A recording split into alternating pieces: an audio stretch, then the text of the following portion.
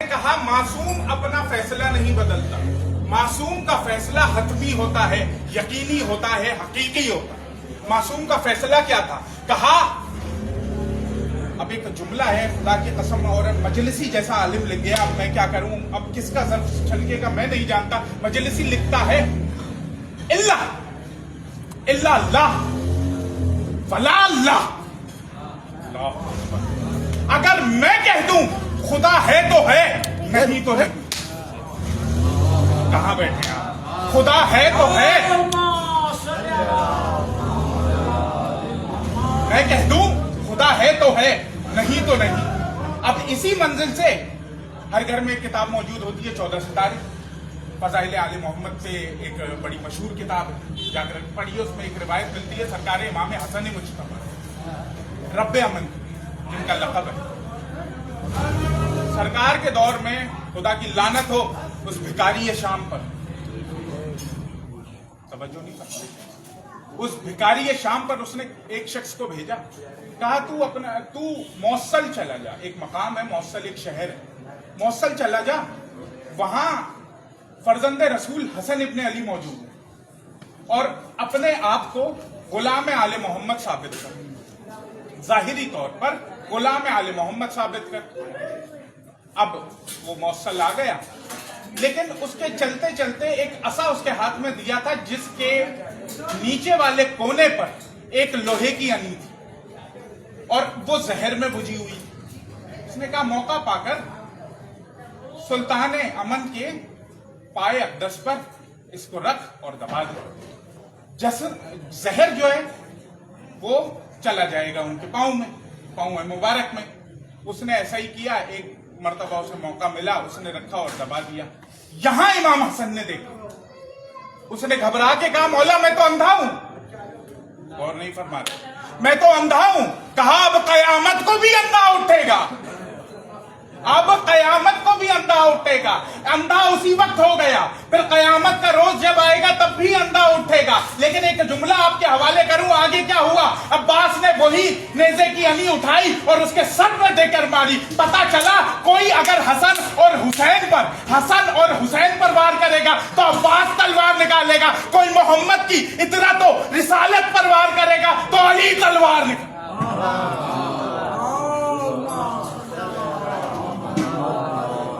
جو ہے عزیزان۔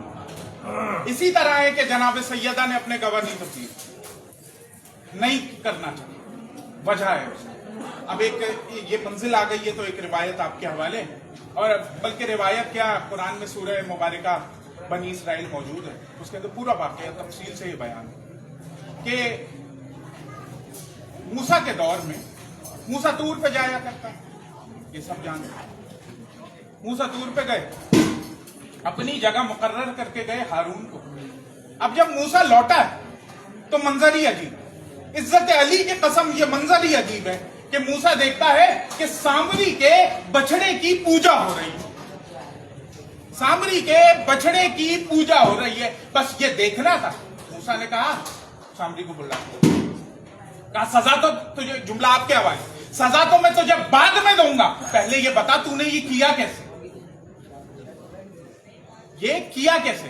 کہ سرکار وہ اللہ نے جو آسمان سے گھوڑا اتارا تھا، جو فرعون کے گھوڑے کے آگے چل رہا تھا، بس اس کے قدموں کی خاک جمع کر رہا تھا، بس اس میں آپ کی عزت کی قسم ایک ذرہ بھوکا اس میں جان آ گئی، مٹی کا بچڑا اس میں جان آ گئی۔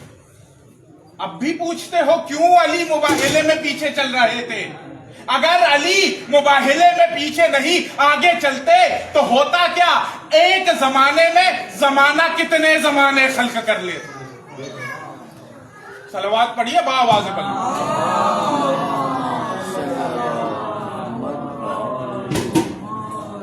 اور یہی ہے کہ جب جناب سیدہ، یہ جو لفظ ہے نا سیدہ، اچھا ایک آیت پڑھتے ہیں آپ قرآن میں، فَبِأَيِّ آلَاءِ رَبِّكُمَا تُكَذِّبَانِ، پڑھتے ہیں نا، اس آیت کا ترجمہ کیا کر دیا؟ اور تم اللہ کی کون کون سی نعمتوں کو جھٹلاؤ۔ ذمہ داری سے کہہ رہا ہوں، نعمت لفظ ہے عربی کا، اب میں اردو کا ترجمہ انگریزی میں کروں تو ظاہر ہے مجھے لفظ بھی انگریزی چاہیے، لیکن یہاں لفظ بھی عربی کا، معنی بھی عربی میں نہیں آیا. چلیے تفصیل سے آپ کو نعمت ہے لفظ. نعمت کا ترجمہ نعمت کیسے ہو سکتا؟ نعمت کا ترجمہ نعمت نہیں ہو سکتا. اب نعمت لفظ جو ہے وہ الگ ہے. جا کے 12 کی 12 تفسیر کھولی، 5 شریعتیں اس پہ متفق کہ نعمت نہیں، الہ کا مراد کیا ہے. فبی ای الہ ربکما تکذبان، الہ سے مراد ہے بطول. اور تم کون کون سے زمانے کی بطول کو جھٹلاؤ، کون کون سے زمانے کی بطول کو جھٹلاؤ. فضیلت یہ نہیں ہے کہ وہ سیدہ ہے، فضیلت یہ ہے کہ وہ مادر حسنین ہے. وہ مادر حسنین ہے جو ہماری شفاعت بھی کرے گی، میری شفاعت بھی کرے گی، تم آزاداروں کی شفاعت بھی کرے گی. وہ سیدہ کیا مقام ہے اس کا، جس نے وعدہ کیا اپنے بیٹے سے تب تک جنت میں قدم نہیں رکھے گی جب تک ایک ایک عزادار جنت میں نہیں چلا. میں نے پوچھا تھا نا اماں آپ میرے عزاداروں کو کیا دیں گی، تو کہا حسین تب تک جنت میں زہرا قدم نہ رکھے گی جب تک تیرا ایک ایک عزادار جنت میں نہ چلا. ایک مرتبہ علی آئے، اب یہ روایت سننے والی حسین اچھا حسین گھر سے برآمد در بطول سے نکلے، ایک مقام پہ پہنچے. اچھا جو راستہ ہے نا امام مولا حسین کا، یہ تسلسل سے تقریباً 28 دن لکھا گیا ہے کہ حضرت اسی راستے سے گزر کے جاتے کسی مقام پہ اور پھر واپس آتے. تو راستے میں ایک محلہ پڑتا تھا جو کہ یہودیوں کا تھا. تو ایک یہودی کی دکان بھی تھی اس محلے. جیسے ہی وہ سلطان کربلا کو آتے دیکھتا اپنی دکان کو سمیٹنا شروع کیا. توجہ رکھیے، اپنی دکان کو سمیٹنا شروع کر دیا. اور جیسے ہی مولا آتے ایک نظر بھر کے اس کو دیکھتے اور آگے گزر جاتے. وہ اپنی دکان کو تالا لگاتا اور مولا کے پیچھے پیچھے، لیکن یہ ذہن میں رکھتا کہ میرے قدم کہیں نقش قدم امامت و توحید پہ تو نہیں پڑ رہے، نقش قدم امامت پہ تو نہیں پڑ رہے. یہ دیکھیں، غور کرتا. ایسا ہی ہوتا رہا. 28ویں دن مشیت الہی کے مزاج نے کروٹ لی. مشیت الہی کے مزاج نے کروٹ لی. اب عین اللہ نہیں مڑا، اب وجہ اللہ مڑا. اس کو دیکھا، مسکرائے، آگے بڑھ گئے. وہ حسب معمول اس نے دکان کو سمیٹا، تالا لگایا اور مولا کے پیچھے پیچھے. ادھر حسین نے کہا جملہ آپ کے حوالے، جیسے مرضی ویسے وصول کیجئے. حسین نے کہا او حسین کے پیچھے چلنے والے، حسین کے ساتھ آ جا. یہ ذہن میں رہی یہودی ہے، حسین کے ساتھ آ جا.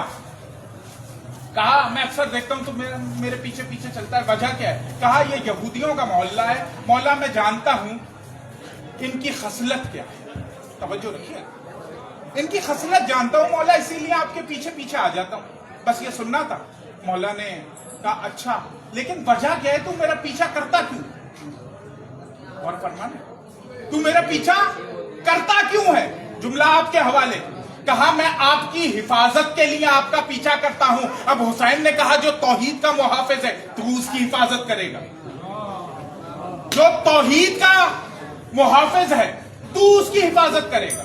اب چلتے چلتے چلتے چلتے دیکھا کہ محلہ بنی ہاشم آ گیا. محلہ بنی ہاشم کے اندر ہو گیا، یہودی ساتھ چل رہا.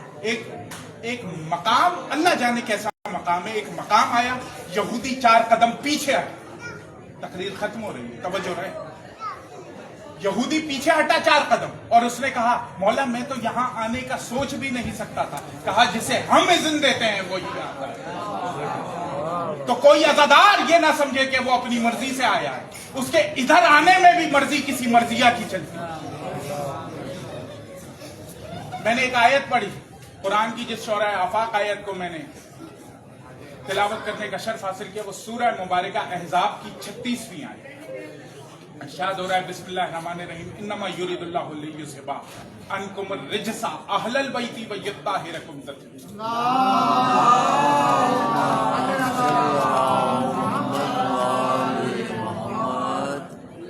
اے اہل بیت، اللہ کا ارادہ ہے، میرا ارادہ اور ہے، اللہ کا ارادہ اور ہے. اب بات آ گئی ہے ارادت اللہ پر اور یہیں پہ گفتگو تمام ہو جائے گی. اللہ کا ارادہ ہے, اللہ کا ارادہ ہے. کیا ارادہ ہے؟ اے اہل بیت رجس کو آپ سے دور رکھا. آپ کو رجس سے نہیں, رجس کو آپ سے دور رکھا ہے. اچھا اب سوال ہوتا ہے کیا اہل بیت پہلے پاک نہیں؟ جو اللہ پاک کر رہا ہے. اچھا تو میں نہیں جانتا جو نماز پڑھتا ہے وہ نماز میں کلمہ پڑھتا ہوگا سبحان ربی العظیم و بحمدہ, سبحان ربی الاعلی و بحمدہ. تو کیا اللہ پہلے عظیم نہیں تھا؟ پہلے اعلی نہیں تھا؟ تھا نا. جملہ آپ کے حوالے. یہ اللہ کی بزرگی کا عظمت کا اعلان ہے. یہاں سیدہ کی طہارت کا اعلان, یہاں پاک سیدہ کی طہارت کا اعلان ہے. اور ان کی طہارت امام صادق آل محمد کے ایک فرمان سے میں ثابت کرتا ہوں. سرکار فرماتے ہیں, ابو بصیر اشعری راوی اس روایت کا, لکھنے والا شیخ صدوق, کتاب کا حوالہ معانی الاقوال. لکھنے والا کہتا ہے کہ ابو بصیر اشعری مولا کے ساتھ ساتھ چل رہا تھا, مسجد کی جانب مولا بڑھے, مولا 2 قدم رکے, 2 قدم پہلے مولا رک گئے. کہا مالک کیا ہوا؟ کہا یہ 2 نجاستیں مسجد کے اندر داخل ہو رہی ہیں, ان میں سے ایک کو نکال دو, ایک کو جانے. امام کہہ رہے ہیں امام حجت ہے اور کلی حجت ہے, ابراہیم کی طرح نہیں, کلپی آج نہیں ہے. توجہ, حجت خدا ہے. کیا کہتے امام؟ ایک کو جانے دو, ایک کو نکال دو. اب ایک لفظ استعمال کروں گا, بزرگ سمجھیں گے, بابا ساجد شاہ تشریف فرمائیں. سگے, سگے کو جانے دو, منکر ولایت علی کو نکال دو. میں ممبر پہ ہوں اس لیے میں نے ترجمہ نہیں کرنا اس جملے کا. سگے کو جانے دو, لیکن اس منکر ولایت علی کو نکال دو. سگے چلا گیا, مسجد دوبارہ پاک ہو جائے گی, لیکن منکر ولایت علی چلا گیا, مسجد ہمیشہ کے لیے نجس ہو. فضیلت سمجھے ان کی طہارت. ایک ہوتی ہے جزوی طہارت, میں وضو کر کے آیا, مجلس پاک سے اترا, میرا وضو, اس کے بعد میں نے دوبارہ وضو کر لیا, پھر پاک ہو.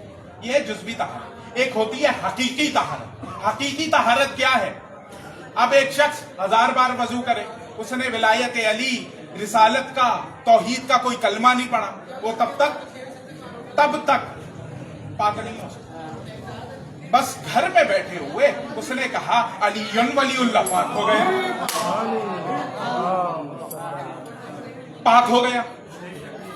یہ طہارت ہے, یہ طہارت حقیقی ہے. اور طہارت حقیقی کی اصل وارثہ ہے, وکیلہ ولایت علی ہے, پاک سیدہ, بطول عذرا ہے, حجاب کبریا ہے. جس در پہ محمد جھک کر سلام کرے اسے در بطول کہتے ہیں. ہاں مسلمانوں نے اس در کو جلا, اس در کو جلا دیا جس پہ محمد جھک کر سلام کرتے. صرف در نہیں جلایا آزادہ, میں نے اپنی ان گناہگار آنکھوں سے روایت پڑھی. جب در پہ آئے نا, کہا سیدہ علی کو بھیجو ورنہ ہم اس گھر کو آگ لگا دیں گے. کہا تم اس گھر کو آگ لگا دو گے جہاں میرے حسنین کھیلتے؟ کہا ہاں ہم اس گھر کو آگ لگا دیں گے. کہا اس گھر کو آگ لگا دو گے جہاں 7 گھنٹے تمہارا نبی ادب سے جھکے کھڑا رہتا تھا؟ کہا ہاں ہم اس گھر کو آگ لگا دیں گے. کہا اچھا تم آگ لگا دو لیکن میں علی کو نہ بھیجوں گی. یہ ہے وکیلہ ولایت. عجب فقرہ کہا ہے, عجب شعر ہے. حسنین اکبر صاحب عجب شعر کہہ گئے. وہ کہتے ہیں, مولا انہیں سلامت رکھے, عجب شعر کہتے ہیں. وہ کہتے ہیں بطول رو پڑی فضا کو یہ بتاتے ہوئے, حسن نے دیکھا ہے مجھ کو تماچے کھاتے. عزادارو مجھے معاف, حسن نے دیکھا ہے مجھ کو تماچے کھاتے ہو. دن اگر بابا کو دن کو روتی تو کہتے بی بی دن کو رو یا رات کو رو, لیکن میں ہاتھوں کو جوڑ کر کہوں گا اے میری شہزادی, اے میری مالکن, اے میری آقا زادی, صرف رونے سے روکا ہے نا, جب روتی ہو تو کوئی بے غیرت تماچا تو نہیں مار.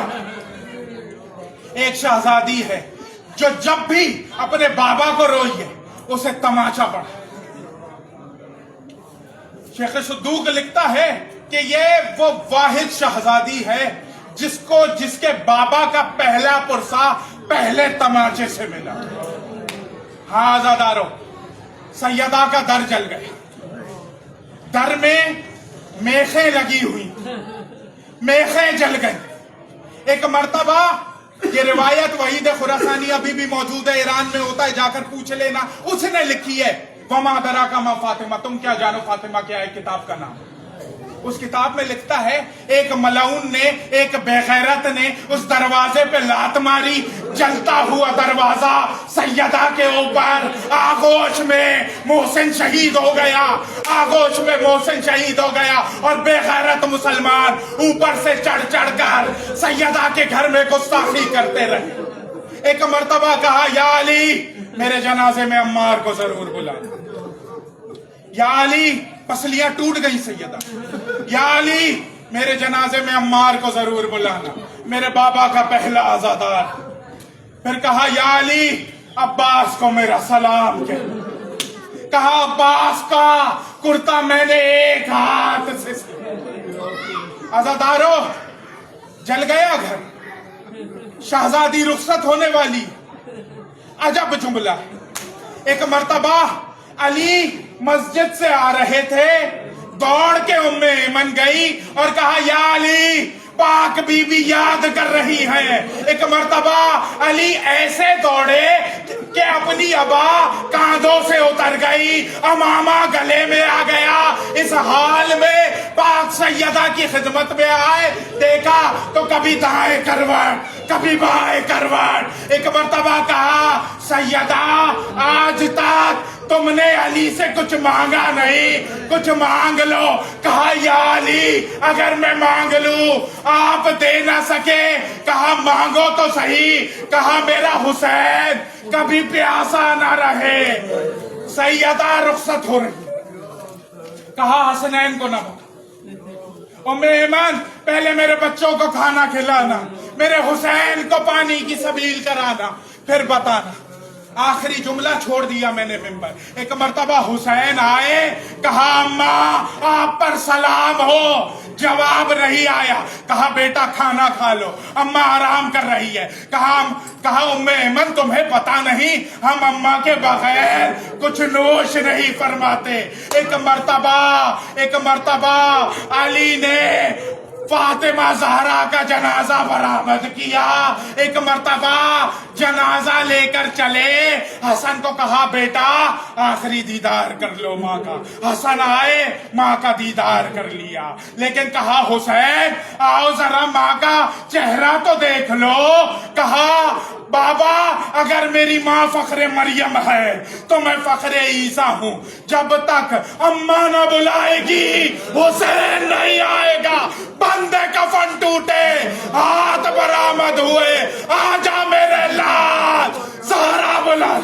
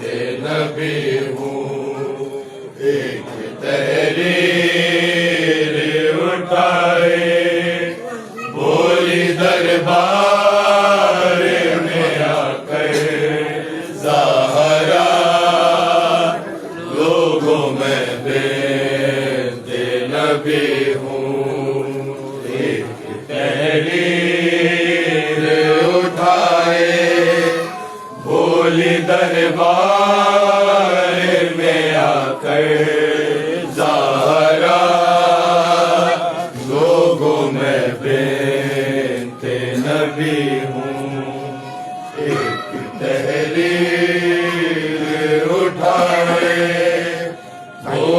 دربار میں آ کر ظاہرا لوگوں میں بنت نبی ہوں.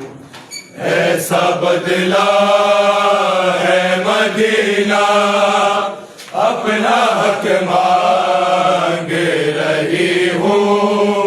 غاصب سے کلمہ گو کرسی نشی ہے اور میں کب سے کھڑی ہوں. ایک تحریر اٹھائے بولی دربار میں آ کر ظاہرا لوگوں میں بنت نبی ہوں.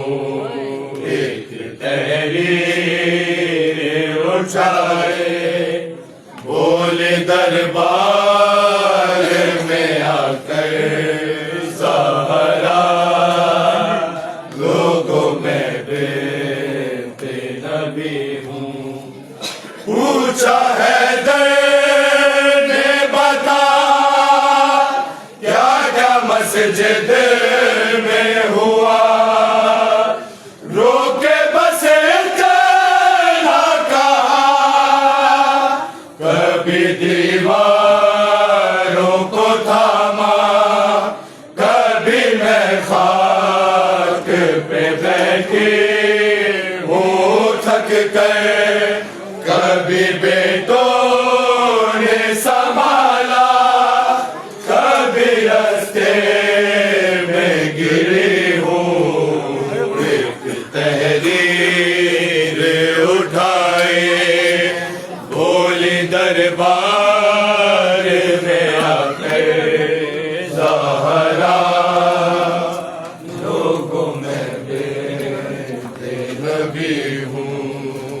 ایک تحریر اٹھائے بولی دربار میں آ کر ظاہرا لوگوں میں بنت نبی ہوں. ایک تحریر اٹھائے بولی دربار میں آ کر ظاہرا لوگوں میں بنت نبی ہوں. جتنے دکھ میں نے سہے گر یہ دن پر بھی پڑے وہ سیاہ رات بنے. یہی دکھ کا تو نہیں ہے کس قدر تنہا مدینے میں ہوئی ہوں. کوئی سنتا ہی نہیں ہے کہ میں کیا بول رہی ہوں. ایک تحریر اٹھائے بولی دربار میں آ کر ظاہرا لوگوں میں بنت نبی ہوں. وہ تو کم سے ہے ابھی دور ہے شام سے بھی سہ نہ پائے گی کبھی. مجھ سے زینب نے یہ پوچھا کہاں جاتی ہو بتاؤ اے اماں. میں نے زینب سے چھپایا کہ میں دربار چلی ہوں. ایک تحریر اٹھائے بولی دربار میں آ کر ظاہرا لوگوں میں بنت نبی ہوں. ایک تحریر